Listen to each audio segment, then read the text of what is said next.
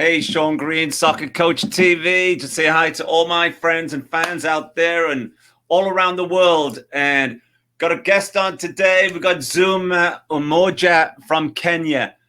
Zuma, before we start, listen, I saw your pictures on Facebook, okay? And I was just enthralled and excited to see such a dedicated coach with probably less facilities and less equipment than anybody I've ever seen in the history of soccer. But one thing I could see very clearly was your passion. Okay, Zuma, it's a pleasure to meet you, my friend. Thank you. What time is it there in Kenya? It's now 21:08 in the evening. We're about to go to sleep. You're about to go to sleep? Do you go to bed early every night?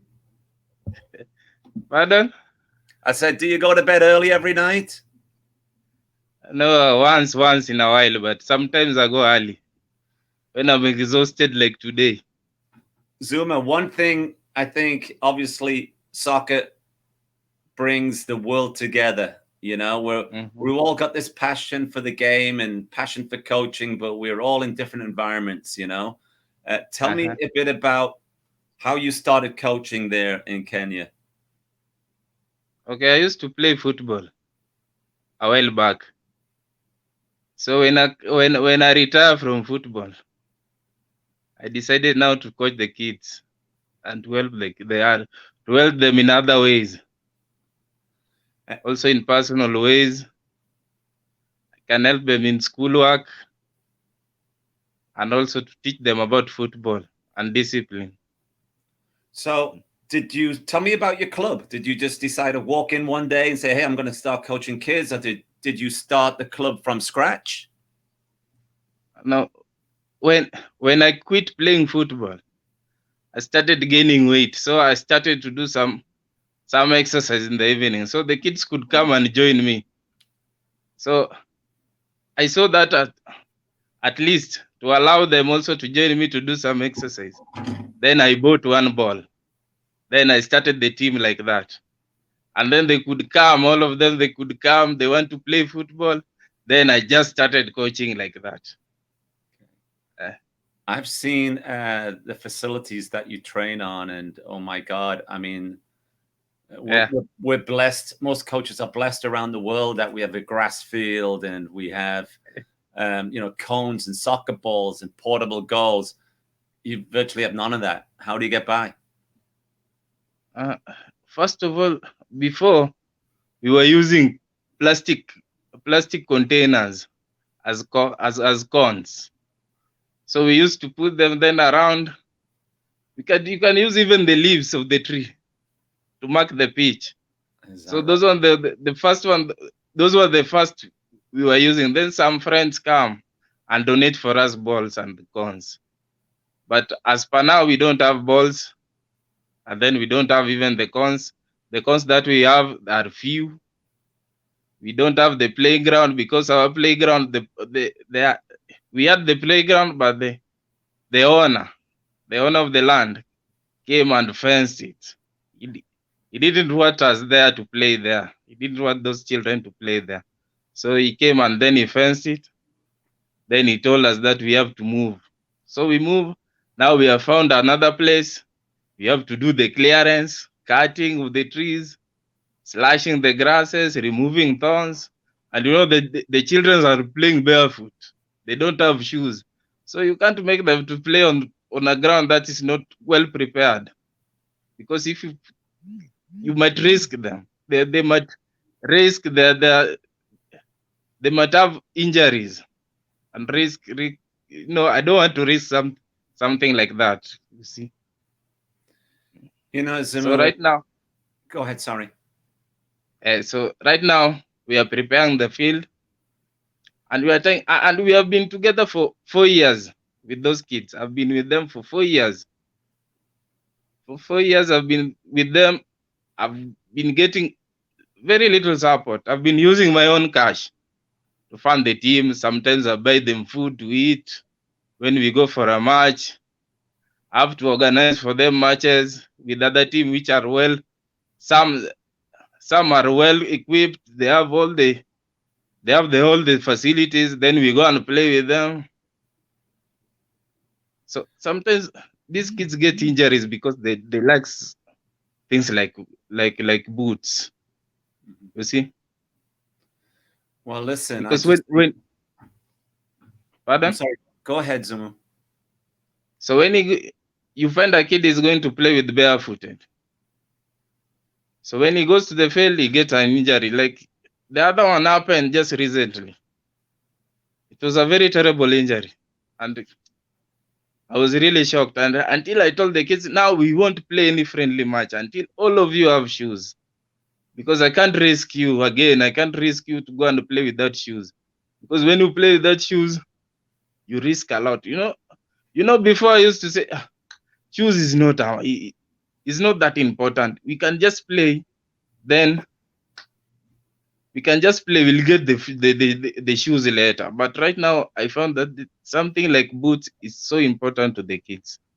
Something very important, and those are the things that we like. We lack like that right So, now. Zemu, are you telling me when you play games against other teams that some other teams have shoes and you have none? I have none because other teams have got. They are being sponsored. See, a team is being sponsored. I just find that incredible that you'd be on the same field with barefooted, playing barefoot against somebody who's wearing soccer boots. How that's even allowed. But my friend, I'm just amazed at your resilience and your passion that no obstacle. Here we stop practice if it rains. And I see you guys playing with no soccer shoes and hardly no equipment, and you're out there with that passion. That takes just an incredible amount of willpower, an incredible amount of passion for the game, and I admire that. You've got more passion, my friend, than I ever will. I complain if the ball's deflated, and it humbles me and it brings me down to earth. When I watched your Facebook, I went through all your pictures and saw those kids and the smiles on their faces, and you could see they were passionate about the game. And I think what you're doing is just a fantastic thing there. And I'm going to try and help you in as many ways as I can. I'm going to try and me and you will be very great. We'll reach out to my audience and see if they've got any old equipment they're not using, any soccer cleats, any balls, any cones. I know I can send some stuff, and I'd like to help you with equipment and do anything we can to alleviate your problems that you have. Apart from equipment, what are your other challenges in coaching it? Is it a city or a village that you're coaching in?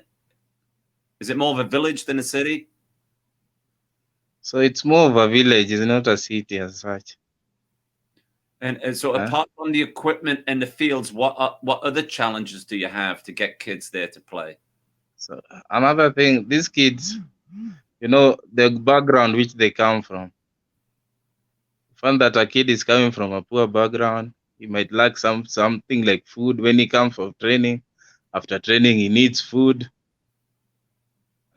So sometimes I like resources and I like finance.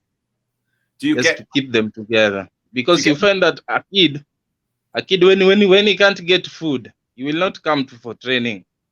He will start engaging to things like picking these scrap metals and going around selling them. There are these dealers who collect scrap metals. So they're using kids. You see? So kids walk around picking these scrap metals. They take they are giving money, they're given money, they don't come for training. Now they're starting engaging to other activities.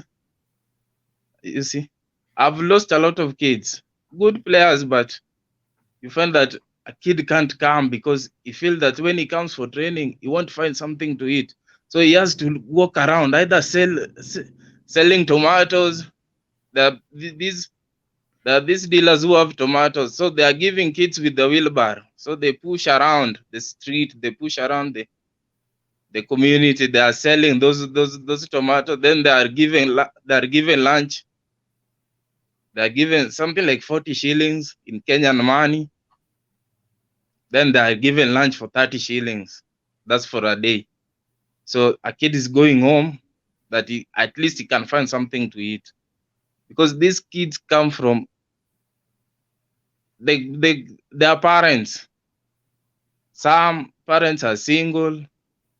Some don't care where their kids are. Some don't have their shoes, these clothes. This is Africa. Africa, there's a lot. I think, have you ever visited Africa, really? Zemu, do you get much help from the parents? What's the parents' response to you coaching the kids? And do they help in any way? Okay, some parents, some of them do come and watch their kids play, but a lot of them don't know where their kids are. Even if you go and tell you go and talk to a parent, you tell a parent that this player, I need him tomorrow because we're having a match tomorrow, so we need him early. Then he'll tell you, this kid, I don't even know that he's playing football. They don't even, and something like sports is not being taken seriously. Just from the top, it's not being taken seriously. Somebody is not seeing it as something that can help somebody. How is the they just how is the COVID situation there in Kenya? COVID. Okay, right now the numbers, we are having a second wave of COVID. A second wave. The numbers are now high. And are required to wear masks and social distancing? Yeah, we are required to do that. But in our area, the numbers are low. Okay. The numbers are low in our town. It's very low. Because people don't move so much. So as a coach, what is your philosophy as a coach for the kids? What do you want to accomplish with these kids? What's your number one priority? At least to change their life. I want to see them tomorrow. There being a kid will come back and say that this is where I come from. You see? This is where I grow up. This is where I come from. This is the person who helped me and showed me the way. My philosophy is to lead them through life and tell them what is wrong and what is right. Just like a parent, they lack parents. They lack parenting a lot. So when they're with me, I treat them like a parent. I'm their father. I tell them this is the right thing, this is not the good thing. Even in life, I teach them a lot about life. Zemu, I'm a big believer that I don't care how old you are. You can be 10, you could be 100 years old. I believe that everybody needs a mentor in life. Everybody needs somebody who they can look up to, aspire to be, or confide in.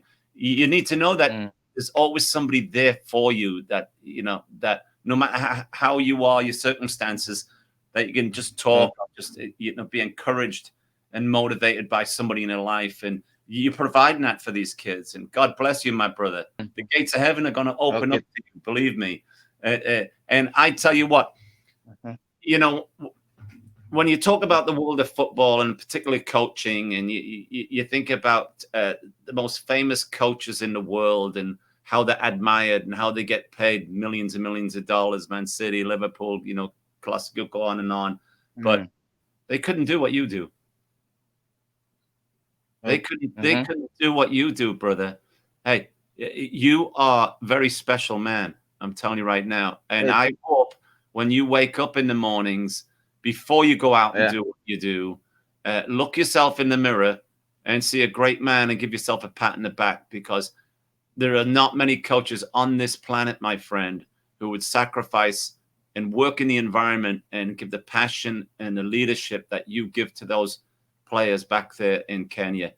I'm so humbled by what you do when I look at the images that I see, and I'm so proud of what you do to call you a fellow coach. And you're the true leader out there, my friend. I can tell that. And thank you very much. and I appreciate that very much. What you're doing, and we are going to have a relationship. We're going to talk, and I'm going to see how we can help you, and maybe other coaches who support Soccer Coach TV would be willing to help you to make your life a little bit easier out there. Have you used any of my drills on Soccer Coach TV with the kids? Yeah. Passing drills. Yeah, Use them a lot. What amazes me that on Soccer Coach TV, we're on social media now, YouTube and Facebook, etc. I have about a 250,000 followers, coaches and fans who follow me and copy my drills, and that's why it's there to they copy my drills, and it just amazes me that the impact, the stuff I do here, that people like yourself out in Kenya are looking on the phone and taking those ideas and putting them into practice there. Regardless, you don't need a big stadium. You can do it, in the environment, different environment. And I appreciate that, my friend. Thank you. I'll continue using your drills. Yeah. So I'll continue using your drills also. Good. Now, tell me a little bit about your games. How many games do you play in a season there? This season, because of the epidemic, Corona, we haven't played much. We are only playing friendly match. We used to play a league here. There was an organization which organizing the league for the kids. It's called Zemu Youth Football Association. So we used to play it last season. We were the champions in our region. We were supposed to go and play a mini league with other champions in other region. But the government stopped everything about football, about any sports. So it's still hanging. We haven't played that final. The other year, we were champions again of the region, under 12. Wow. Under 10, we were number 3 or number 4. Who knows? Last season, under 10, we were number 2. Who knows? You might develop the next Ronaldo out there. I have a kid here. Make sure you sign him to a contract. Sign him to a contract so when he does make it, 20% of that money comes back to your village, my friend, for all the hard work you're doing in education. Yeah, we have a kid here who's very talented. Very talented kid. Every team in Kisumu wants him. But he wants to stay with me. Other team, well-established team wants him, but he doesn't want to go. Sometimes they need a little push, Pardon? Sometimes they need a little push. Yeah. Sometimes they need a little push, but this kid is so good in football. But sometimes the attitude, he has some attitude. So I try to correct him, to be a complete footballer, to be a complete player who understand that other players can't be on the same level with him. So the kid is good. I mean, skill is one thing, but if you don't have the right attitude, you're not going to last, and it won't be the managers who don't put up with it. It'll be the players themselves. They'll be the first to tell you, they're not going to jeopardize their livelihood for somebody who's not all on board, and so these young kids need to know that, the team is much bigger than them, and they have to get into that for sure. Zemu, what I would like to do, my friend, is let's get back on another one-on-one with Soccer Coach TV, and I want to introduce that to the followers of Soccer Coach TV, and then to see how many people can help you right there in your village there in Kenya, okay? Yeah, I will really appreciate. All right, my friend. We'll be back in touch. I will be messaging you on Facebook, and I look forward in the next week talking with you on a live show again here in Soccer Coach TV. Okay, thank you very much. Thank you, my friend. God bless you. Hey, you're my hero. Bless you. You're my hero. Believe me. Stay safe. Stay safe, my friend. Thank you also. Stay safe. Thank you for talking. Bye-bye now. Thank you. Bye-bye.